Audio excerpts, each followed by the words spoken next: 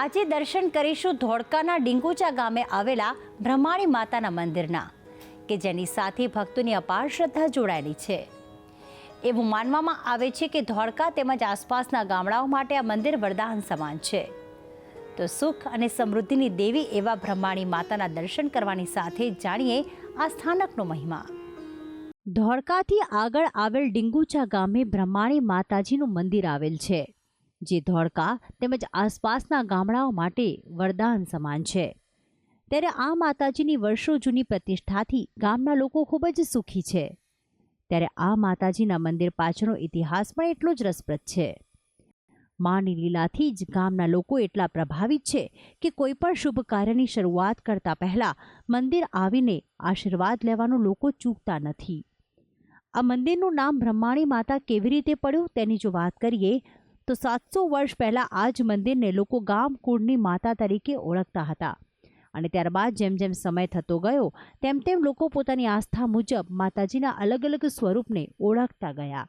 ત્યારબાદ આ માતાજી બ્રહ્માણી માતાના નામથી ઓળખાયા. સૌથી જૂનામાં જૂનું મંદિર હોય તો બ્રહ્માણી માતાનું છે.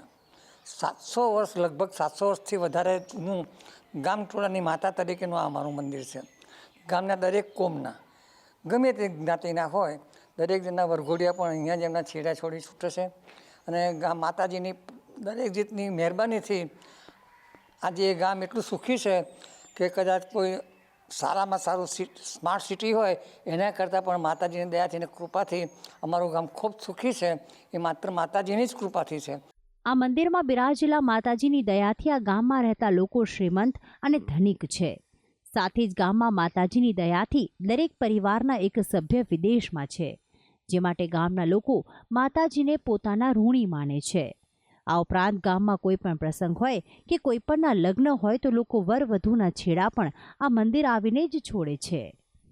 અને આ મંદિરની એટલી બધી ભાવના છે કે જેની કોઈ પણ વ્યક્તિ બાધા રાખે તો એની બાધાથી એનો ફળ પરિપૂર્ણ મળે છે.